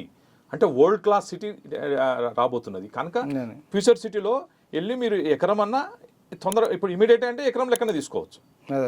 అందులో మీరు వెళ్ళి కొన్ని ఊర్లలో మీకు 60-70 లక్షలలో ఎకరం ఉంది ఇప్పటికి కూడా. మీకు ఎక్కడ కూడా ఏ చివరిలో కూడా లేదు. ఇంకొకటి తెలుసా, ఫ్యూచర్ సిటీలో 10,000 గజం ఈరోజు కూడా దొరుకుతుంది మీకు. ఏ ఊర్లలో, ఏ సూర్యాపేటలో ఎక్కడ ఏ ఊరు పక్కన కూడా 10,000 దొరకదు. మరి ఇది ఫ్యూచర్ సిటీలో భాగం అంటున్నాం. అద్భుతమైన ఫ్యూచర్ సిటీలో తక్కువ ధరలో ఉన్న, అందుబాటు ధరలో ఉన్నాయి, అందరూ కొనుక్కోమనేది మీరు చెప్తా ఉన్నారు. 100% ఇన్వెస్ట్మెంట్ భూమి మీదనే పెట్టు, ప్లాట్ మీదనే పెట్టు, ఏది పెట్టినా నేను ఒకటే చెప్తున్నా ఏంటంటే, ఒక ప్రామాణికమైన సంస్థల దగ్గర కొనుక్కోండి, పేరున్న సంస్థల దగ్గర కొనుక్కోండి, నమ్మకమైన వ్యక్తుల దగ్గర కొనుక్కోండి, వాళ్ళకి ట్రాక్ రికార్డ్ తీయండి, అటువంటి వ్యక్తుల దగ్గర. అందుకని నేను గవర్నమెంట్కి ఏం చెప్పబోతున్నా అంటే, మీరే మధ్యవర్తి, అంటే ఏదైతే ఫ్యూచర్ సిటీ డెవలప్మెంట్ రాబోయే రోజుల్లో పూలింగ్లో తీసుకుంటే ఎవరు బాధ్యులు? గవర్నమెంట్ బాధ్యులు కదా. నువ్వు 800 గజాలు తీసుకుంటున్నావు కదా ఈ రేషియో ప్రకారం. మీరు డెవలప్ చేస్తే మాత్రం బిల్స్ రావు, కాంట్రాక్టర్లు అందరూ వారిపోతారు, ఒకటి లేదు. ఇప్పుడు మనకు ఉదాహరణ లేమూరు లేఅవుటే కనపడుతుంది. అదొకటి మేజర్. ఇప్పుడు ఇలా మొత్తం హెచ్ఎండి చరిత్రలో సక్సెస్ అయింది ఒకటి ఉప్పల్ది, అదొక 10 సంవత్సరాలు పట్టింది. ఉప్పల్ బగాయత్ అదొకటి 10 సంవత్సరాలలో చేసిర్రు, అదొకటి సక్సెస్ అయింది, నేను కాదంటే. అయితే నేనేమంటున్నా అంటే మన దగ్గర వనరులు లేవు, డబ్బు లేనందుకు ఈ ప్రైవేట్ ఇన్ఫ్రాస్ట్రక్చర్ కంపెనీకి ఇస్తే వాడు ఆ 700 రూపాయలను బ్యాంకులో కుదబెట్టుకుంటాడు. ఆ ఫెసిలిటీ కూడా ఇవ్వాలి. 700 గదాలు నాకు వస్తుంది బై అలాంటి గవర్నమెంట్ ఆర్గనైజేషన్ బ్యాంకులో కుదబెట్టుకుంటే వానికి ఫండింగ్ ఇస్తారు. ఆ డబ్బులతో వాడు డెవలప్ చేస్తాడు. సో అతను కూడా ఏంది, బాగా డెవలప్ చేస్తే నా 700 గదాలు 30,000 గదం అమ్ముకుంటా 2 కోట్లు వస్తాయి. నేను ఇలా 70 లక్షలు ఒక ఎకరం డెవలప్ చేయాలంటే 70-80 లక్షలలో టాప్ చేయొచ్చు, వరల్డ్ క్లాస్ చేయొచ్చు. సో ఆయన డెవలప్ వాడు చేయడు కదా, ప్రైవేట్ వాడే కదా చేసేది. అదే ప్రైవేట్ సంగతి అంటున్నాను నేను, గవర్నమెంట్ అంటలేను. ప్రైవేట్ వాడు ఎవరైతే డెవలపర్ వస్తాడో, ఎవరైతే ఇన్ఫ్రాస్ట్రక్చర్ కంపెనీ వాడు వస్తాడో, వానికి వచ్చే 700 గజాలను బాగా నాసిరకం చేస్తే అన్ని పైసలు తగ్గుతాయి. సో క్వాలిటీ తగ్గకుండా మనం థర్డ్ పార్టీ మానిటరింగ్ ఉండాలి, గవర్నమెంట్ మానిటరింగ్. అయితే ఏంటంటే వాడు ఆ 700 గజాలను 30,000కి అమ్ముకుంటే ఎన్ని వస్తుంది? 2 కోట్లు వస్తుంది. గజం 30,000 అమ్మితే 700 ఇంటూ 30 అంటే 2,10 లక్షలు వస్తుంది. సో ఆయన పెట్టేది ఎంత పెడతాడు? ఫేజ్ వైజ్ మేనర్లో 70-80 లక్షలు ఒక ఎకరకు ఖర్చు పెడతాడు. సో ఆయనకు కూడా లాభం, ఆయనకు లాభం ఉండాలి, రైతుకు కూడా లాభం ఉంటుంది. రైతు కూడా 30,000 గజం వస్తుందంటే 12 మూల 3.5 కోట్లు వస్తుంది. ఆయన కూడా కన్విన్స్ కావాలి. సో ఇప్పుడున్నటువంటి పరిస్థితుల్లో హైదరాబాదులో ఇన్వెస్ట్ చేయడమే దేశంలో ఉన్నటువంటి అందరి కొనుగోలుదారులకు మంచిది. హైదరాబాదు దేశం ఉన్న ప్రజలు కాదు, ప్రపంచం ఉన్న దేశాల నుంచి కూడా హైదరాబాద్ ఇన్వెస్ట్ చేయడానికి వస్తారు. ఫ్యూచర్ సిటీ అద్భుతంగా సక్సెస్ అవుతుంది. కాకపోతే ప్రాపర్ ప్లానింగ్ ఉండాలి, ఇంటర్నేషనల్ థింకింగ్ ఉండాలి, ఇంటర్నేషనల్ ఇది ఉండాలి. ఇప్పుడు గ్లోబల్ మార్కెట్, గ్లోబల్ ఎకానమీ కొంచెం బాగా దెబ్బతిన్నది 100%. ఇప్పుడు విదేశీయులు కూడా పెట్టుబడులు పెట్టడానికి వెనకాడుతున్న పరిస్థితి ఉంది. అసలు ఎందుకు ఇవాళ హైదరాబాదు రియల్ ఎస్టేట్ రంగం మందకోడిగా ఉండడానికి గల కారణాలు చెప్పండి. ఇవాళ యుద్ధాల కంటే ముందు నుంచే ఉందని మనం అనుకుంటాం. ఒక 2-3 ఇయర్స్ 4 ఇయర్స్ నుంచి దానికి కారణం చెప్తాను. ఒకటి, ప్రపంచవ్యాప్తంగా మీకు ఆర్థిక మన ఏమంటారు రెసిషన్ ఏదైతుందో, రెసిషన్ పీరియడ్ నడుస్తుంది. నేను యుఎస్, యూకే అన్ని దేశాలు తిరిగి వచ్చాను ఈ మధ్యనే. సో అన్ని దేశాలల్లో కూడా నివురు కప్పిన నిప్పులాగా రెసిషన్ అనేది జరుగుతుంది. అది బయటపడతలేదు. బయటపడితే ఏమైతే అంటే కొలాప్స్ అవుతుంది. సో అందుకోసము మనం పరిస్థితులు బాగలేవు. ఈరోజు నేను ఛాలెంజ్ చేసి ప్రపంచ ఆర్థిక పరిస్థితి బాగాలేదు. తర్వాత టెక్నాలజీ పెరుగుతున్నది, ఏఐ వచ్చింది, ఆర్టిఫిషియల్ ఇంటెలిజెన్స్ ఇవన్నీ రావడం వల్ల ఉద్యోగాలు కూడా సడన్గా పీకేస్తున్నారు. సో ప్రతి ఒక్కడు కూడా ఏం చేశాడంటే, మీరు చూడండి ఐటీ పిల్లలను చూడండి, మీరు గమనించండి, పర్స్ తీస్తే 10 కార్డులు ఉంటాయి ఆయన దగ్గర, క్రెడిట్ కార్డులు 10 రకాల క్రెడిట్, ఇది గీక్తాడు, అది గీక్తాడు, మూతబరికి అన్నీ చేస్తుంటాడు. కానీ అవన్నీ కట్టేసరికి అవి 3 రూపాయలు వడ్డీ అవుతుంది, అది మళ్ళీ పెనాల్టీ పడుతుంది, అని సిబిల్ పోతుంది, అని ఇవన్నీ వస్తాయి. సో నేను ఇప్పటివరకు క్రెడిట్ కార్డు వాడా, ఎందుకంటే అది లేనిపోని, అది వీడి మన దాన్ని ఏమంటారు ఫైనాన్స్ కన్నా ఎక్కువ 3 రూపాయలు ఉండేది. 3 రూపాయలు ప్లస్ పెనాల్టీ. క్రెడిట్ కార్డు అంటే చాలా దూరం. సో ఏమవుతుందంటే ఇదంతా హైట్ అయినసరికి మందు తాగలాడు, వాళ్ళే పార్టీలు ఇస్తుంటారు ఈవినింగ్ అట్లా. అంటే ఇటు మందు అలవాటు అయిపోతుంది, మళ్ళీ సోషల్ తిరిగిన పబ్ అలవాటు అవుతుంది, మెల్లమెల్లగా ఖర్చులు పెరిగిపోతున్నాయి, అని ఇంక్రిమెంట్ గానే ఉంటుంది.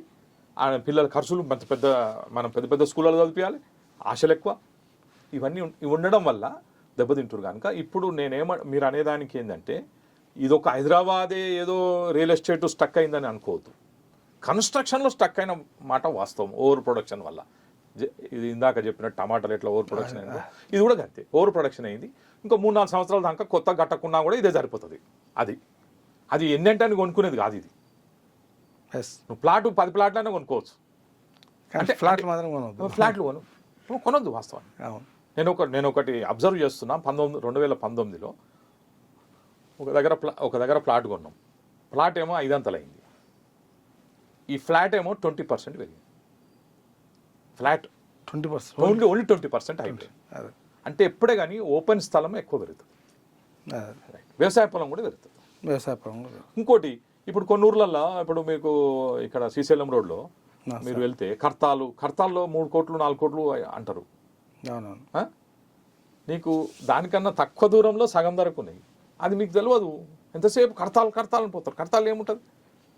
లేకపోతే పోనీ ఇక్కడ ఆమన్గల్లో మాల్ దగ్గర 50,000 గజం ఉంటుంది. ఇక అట్లా మీకు మధ్యలో కూడా చూసుకోవాలి, మనం చూసుకొని మనము ఎక్కడ తక్కువ ఉన్నాయి బాగా తిరగాలండి. ఇన్వెస్ట్మెంట్ చేసేటప్పుడు పైసలు కష్టపడితే వస్తాయి, పైసలు ఊరికే రాలే, పైసలు కష్టపడితే వస్తాయి. ఖర్చు పెట్టేటప్పుడు ఆలోచించి తిరిగి నువ్వు ఒక నెల రోజులు మొత్తం తిరుగు, స్టడీ టూర్ తిరుగు, లీవ్ పెట్టు, ఏముంది. 50 లక్షలు ఇన్వెస్ట్ చేసేటప్పుడు ఓ 15 రోజులు లీవ్ పెట్టి తిరుగు, లాస్ ఆఫ్ పేలో మొత్తం తిరుగు, 10 మంది మొత్తం అనుకోని రా, ఏమేమి వస్తుందని తెలుసుకో, అన్ని ఆఫీసుల చుట్టూ తిరుగు, తప్పేమో. అది నేను అంటాను. రాబోయే 2-3 ఏళ్లలో హైదరాబాద్ రియల్ ఎస్టేట్ గ్రోత్ ఎట్లా ఉండబోతుంది? హైదరాబాద్ రియల్ ఎస్టేట్ గ్రోత్ అంటే ఇప్పుడున్న ఎగ్జిస్టింగ్ హైదరాబాద్ జిహెచ్ఎంసీ పరిధి ఏదైతే ఉందో అది నేను ఎంటైర్ హెచ్ఎండిఏ ఫోర్త్ సిటీ అంతా కలిపి ఓకే. హైదరాబాద్ దాదాపు ఒక 100 RRR వరకు చెప్తా. అయితే ఇప్పుడైతే జిహెచ్ఎంసీ ఇన్నర్ రింగ్ రోడ్ పరిధిలో ఇక రేట్లు పెరగవు. ఓకే. మీకు ఇప్పుడు జూబ్లీ హిల్స్, ఉదాహరణ జూబ్లీ హిల్స్ తీసుకుంటే 3.5 లక్షలకు గజమైంది. ఇంకా 3 సంవత్సరాల నాడు 4 సంవత్సరాలు కూడా అదే 3.5 లక్షలకి ఎగ్జిస్ట్ అయితే చాలా గొప్ప, అంటే టాప్ పీక్ వెళ్ళిపోయింది. సో అక్కడ ఎగ్జిట్ అవ్వడం కష్టం. వాళ్ళు అమ్ముకుంటే కొనేవాడు రాడు. వీళ్ళంత వరకు అందరూ బయటపడి దూరం వెళ్ళిపోదాం అక్కడ అని స్టార్ట్ అయింది. ఇది నా అంచనా. డెఫినెట్గా ఇది జరగబోయేది చెప్తున్నాను నేను. మీరు చూడండి, రాసుకోండి డైరీలో. కరెక్ట్ 3 సంవత్సరాలు ఓపెన్ చేయండి, చూడండి. తర్వాత ఇప్పుడు ఉన్నటువంటి రింగ్ రోడ్ లోపల విపరీతమైన రేట్లు పెరిగే ఉన్నాయి. ఆల్రెడీ కన్స్ట్రక్షన్ కూడా ఓవర్ అయింది. ప్రాపర్ ఇన్ఫ్రాస్ట్రక్చర్ లేదు, డ్రైనేజ్ సిస్టమ్ లేదు. కనుక ఇక కొత్తగా ఎవరు ఇన్వెస్ట్ చేయరు ఇక్కడ వీళ్ళంతవరకు. ఉన్నోడిగా ఆల్రెడీ కొనుక్కొని ఆల్రెడీ ఉన్నోళ్ళు ఉండాల్సిందే, తప్పదుగా. బయటికి పోయి కొత్తగా ఇన్ఫ్రాస్ట్రక్చర్, కొత్త మాస్టర్ ప్లాన్ ఉండి, కొత్త రూల్స్. ఇప్పుడు ఫ్యూచర్ సిటీ అనగానే ఎగేసుకొని అని కాదాడ. ఫ్యూచర్ సిటీలో ఏమేమి రాబోతున్నాయి, ఎట్లా రాబోతున్నాయి, ఆ చుట్టుపక్కల ఇప్పుడు ఫాక్స్కాన్ ఉంది.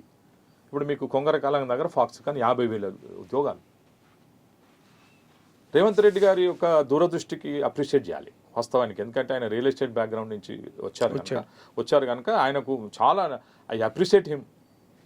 కానీ కొన్ని సలహాలు, సూచనలు కూడా మేము కూడా ఆ రంగంలో ఉన్నాం కనుక ఇస్తున్నాం. ఏంటంటే ఏదైతే ఇప్పుడు మీరు మెట్రో లైన్ తీసుకుపోతారు, చాలా మంది ఆడ మెట్రో ఏందో అంటారు. కానీ ఇప్పుడే ఎగ్జిస్టింగ్ ఆ మెట్రో కోసం 2 లక్షల ఉద్యోగస్తులకు పనికొస్తుంది. అది ఆల్రెడీ చాలా మంచి అద్భుతమైన ప్లాన్ అది.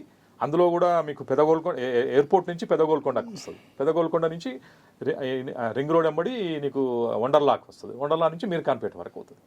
సో మీర్ఖాన్పేట వరకు పోవడం కరెక్టు. ఆల్రెడీ ఇప్పుడు ఎగ్జిస్టింగ్ జాబ్సే 2 లక్షలు ఉన్నాయి. రాబోయే ఇవి డెవలప్ చేసేటి ఇంకొక 2-3 లక్షలు మినిమం ఉంటుంది.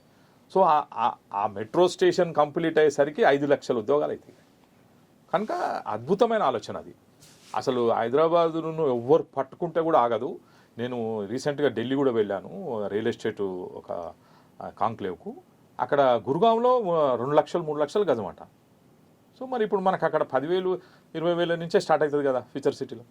మళ్ళీ ఇంటర్నేషనల్ స్టాండర్డ్ ప్లానింగ్ ఉంటుంది, ప్రాపర్ స్పోర్ట్స్ కాంప్లెక్స్లు వస్తాయి, ఇవన్నీ వస్తాయి. కనుక ఎవరైనా నేను చెప్పేది ఏంటంటే అది చాలా పెద్ద ఏరియా, 1,00,000 ఎకరాల పైన ఉంటుంది. ఏమాత్రం మీరు ప్లాట్ కొనాలన్నా, ఎకరాలు కొనాలన్నా ఇంటర్నేషనల్ ఎయిర్పోర్ట్ దగ్గర ఉంది, శ్రీశైలం రోడ్డు పక్కన ఉన్నది, అటు ఆంధ్రాకి దగ్గర, ఇటు రాయలసీమకి దగ్గర. ఏ విధంగా ఏ కోశానా చూసుకున్నా కూడా ఎవరైనా, నేను చిన్నవాళ్ళకి కానీ పెద్దవాళ్ళకి కానీ చెప్తుంది అంటే ఆ ఫ్యూచర్ సిటీ సరౌండింగ్స్లో జాగ్రత్తగా తిరిగి చూసి ఎకరాలలో కానీ గజాలలో కానీ మీ మీ మీ యొక్క పరిధిని బట్టి, మీకున్నటువంటి స్తోమతను బట్టి ఇన్వెస్ట్ చేస్తే చాలా. ఇంకో హైదరాబాద్ నగరం, Bombay road, Bengaluru road, Vijayawada road, Srisailam road, Karimnagar road, Nagpur road, ఈ రోడ్లన్నింటికి మధ్యన inner ring road, outer ring road, RRR వస్తుంది. ఇన్నర్ రింగ్ రోడ్డు కంప్లీట్ అయిపోయింది, డెన్సిటీ వచ్చేసి. Inner ring road to outer ring road మధ్యన ఎంతలోపు వస్తే భూమిని, ఫ్లాట్లను కానీ భూమి కానీ తీసుకోవచ్చు అంటే ధరలు. ఇన్నర్ రింగ్ రోడ్డు నుంచి రీజనల్ రింగ్ రోడ్ మధ్యన వేరియస్ ప్రాంతాల్లో, అవుటర్ రింగ్ రోడ్ నుంచి అవుటర్ రింగ్ రోడ్ నుంచి రీజనల్ రింగ్ రోడ్ మధ్యన ల్యాండ్కు ఎంత ఎంత రేటు వరకు వస్తే మనం ఇన్వెస్ట్ చేస్తే బాగుంటుంది? ఇన్నర్ రింగ్ రోడ్ నుంచి అవుటర్ రింగ్ రోడ్ నుంచి అర్థమైంది. మీరు చెప్పేది ఇన్నర్ రింగ్ రోడ్డు గత కాంగ్రెస్ ప్రభుత్వంలో చెన్నారెడ్డి గారి inner ring road outer ring road ఒక్క నిమిషం నేను సీక్వెన్స్ చెప్తున్నా. చాలా సందర్భాల్లో ముఖ్యమంత్రి గారు మరి మర్చిపోయారేమో కానీ చెన్నారెడ్డి గారి పీరియడ్లో కాంగ్రెస్ గవర్నమెంట్లో 1978లో అది ఇన్నర్ రింగ్ రోడ్డు ప్రతిపాదన చెన్నారెడ్డి గారు చేశారు. అవుటర్ రింగ్ రోడ్డు ప్రతిపాదన ఏమో చంద్రబాబు నాయుడు గారు చేశారు. కానీ నిర్మాణం మాత్రం దాని యొక్క ప్లాన్ అంతా మారిపోయి రాజశేఖర రెడ్డి గారు చాలా గట్స్ ఉన్న వ్యక్తి, నేను ఒప్పుకుంటా ఈ విషయంలో. ఎందుకంటే 3 సంవత్సరాల్లో అక్విజిషన్ ఫాస్ట్ చేశాడు. జైకా రుణం అంటే జపాన్ దాన్ని పావులా వడ్డీకి రుణం తీసుకొచ్చి అవుటర్ రింగ్ రోడ్ కట్టాడు. ఇప్పుడు RRR మన రేవంత్ రెడ్డి గారు, అదే కాంగ్రెస్ ప్రభుత్వం, సో వాళ్ళకే క్రెడిట్ పోతుంది. RRR కూడా వీళ్ళ పీరియడ్లో జరుగుతాం. అయితే నేనేమంటున్నా అంటే సీక్వెన్స్ అంతా నేను ఎందుకు చెప్తున్నా అంటే ఈ ముగ్గురు పీరియడ్లో ఇది జరుగుతాం. ముగ్గురు కాంగ్రెస్ నాయకులే, మూడు కాంగ్రెస్ ప్రభుత్వాలు. సో అది జరుగుతూ ఉంది. విజన్ ఇంకోటి తెలుసా, మీరు హైదరాబాద్లో మీరు అబ్జర్వ్ చేయండి, గవర్నమెంట్ సంబంధించిన బిల్డింగ్లన్నీ మీరు ఎంక్వైరీ చేసుకొని రండి ఒకసారి వెళ్ళి. మోస్ట్ 70-80% అంతా కాంగ్రెస్ పీరియడ్లో కట్టినాయి. అయితే ఇప్పుడున్న ప్రభుత్వాలు గత 15-20 సంవత్సరాల నుంచి వాటికి రంగులేసే స్థితిలో లేరు. మీరు ఏ ప్రభుత్వ ఆఫీస్ చూసినా కూడా దుస్థితిలో ఉన్నది, మీకు అన్ని పెచ్చులు ఊడిపోతూ ఉన్నది, కనీసం మెయింటెనెన్స్ లేదు. R&B అసలు అది ఎవ్వరు మెయింటెనెన్స్ లేదు. కనుక అంటే మనము వాటిని కాపాడుకోవాలి, ఎందుకంటే ఇంకా లైఫ్ వస్తుంది దానికి. అట్లా అదొకటి. తర్వాత మీరు ఇందాక చెప్పిన ఇన్నర్ రింగ్ రోడ్ లోపల ఇక ఇల్లు కొనొద్దు. అసలు మీరు ఏమైనా చక్కలో దొరికినా కూడా కొనొద్దు, ఇలా భవిష్యత్తు లేదు, కొలాప్స్. ఏది ఇన్నర్ రింగ్ రోడ్ లోపల. Inner ring road outer ring road already అభివృద్ధి అంటే పీక్ స్టేజ్లో వచ్చేసింది. అక్కడక్కడ కొన్ని ఊర్లు ఉన్నాయి. ఇప్పుడు నాదర్గుళ్ళు, ఆదిబట్ల. నాదర్గుల్లో ఒక సమస్య ఎక్కడ వచ్చిందంటే 1984-85 వరకే 2000 ఎకరాలలో లేఅవుట్లు అయిపోయినాడు. ఇప్పటికి కూడా అందులో 25% నిండలే, ఇల్లు రాలే. నేనేమంటున్నా అంటే అనవసరమైన చోట్ల అనవసరమైన టైంలో లేఅవుట్ చేస్తే కూడా వేస్ట్. ఎప్పుడైతే అవసరమో అప్పుడే లేఅవుట్ చేయాలి. అయితే డ్రైనేజ్ సిస్టమ్ కానీ అవన్నీ కొలాప్స్ కాకుండా ఉంటాయి, మంచిగా ఉంటుంది. అవసరం ఉన్నప్పుడే చేయాలి. మనం వండిపెట్టి ఇంకా అవసరం వస్తుందని చెప్పేసి వారం రోజులకు 10 రోజులకు ముందర అయితే వండిపెట్టుకోం కదా, అట్లా ఇది కూడా గంతే. అట్లా అయిపోయి ఇప్పుడు మీకు ఇక్కడ మణికొండ ల్యాంకోయిల్స్ పక్కన ఒక లేఅవుట్ వేశారు జనచైతన్య వాళ్ళు, చాలా డౌన్లో ఉండింది. నేను ఆ మధ్యలో అందులో 6 ఫీట్ మట్టి పోపించి హైట్ లేపించిన. ఆ డ్రైనేజ్ సిస్టమ్ అంతా అండర్ గ్రౌండ్ వెళ్ళిపోయింది. పోస్తే ఇలా కూడా డౌనే అనిపిస్తుంది మళ్ళీ. అంటే దానివల్ల దానికి లుక్ వచ్చింది. ఈరోజు 1,50,000 పోతుంది అది. అంటే ఐడియా అట్లా ఇవ్వడం వల్ల. సో నేనేమంటున్నా అంటే ఇప్పుడు inner ring road outer ring road లోపల కూడా చేసే పరిస్థితులు లేదు. ఒకవేళ వస్తే ఎంతకు వస్తే కొనుక్కోవాలి, ఎంతకు వస్తే ఎంత రేట్ చెప్తాను నేను. దాన్ని కూడా మీరు గదే ప్రాంతానికి ఒక రేట్ చెప్పండి. ప్రాంతాల్లో అన్ని ప్రాంతాల్లో రేట్ చెప్పగలుగుతాను. నువ్వు ఎప్పుడు కొనో చెప్తే ఏ రేటు కొనో కూడా చెప్తా. అంత నాలెడ్జ్ ఉంది నాకు, లేదంటలేను. అయితే నేను ఏమంటున్నంటే మీరు ఏమైనా తక్కువలో దొరుకుతుందని అనుకుంటావు. ఆడ 20,000కే దొరికింది ఏది రింగ్ రోడ్ లోపల అని అనుకుంటావు. కానీ ఏదో ఉంటుంది లక్కున. అందులో డబుల్ రిజిస్ట్రేషన్ అని ఉంటుంది, లేకపోతే అది ఏదో జోన్ అన్న తేడా ఉంటుంది, ఇవన్నీ ఉంటాయి. ఇవన్నీ చాలా ఉంటాయి. చాలామంది ఏం చేస్తారంటే బోల్తా పడేది అక్కడనే చీపులు దొరికిందని. ఇప్పుడు చాలామంది ఆయన ఎత్తేసిండు ఈయన ఎత్తేసిండు మొత్తం అని, ఎందుకంటే 5 రూపాయలు వడ్డిస్తుండు 10 రూపాయలు వడ్డిస్తుండు అని పోయి పెడితే అట్నే అవుతుంది.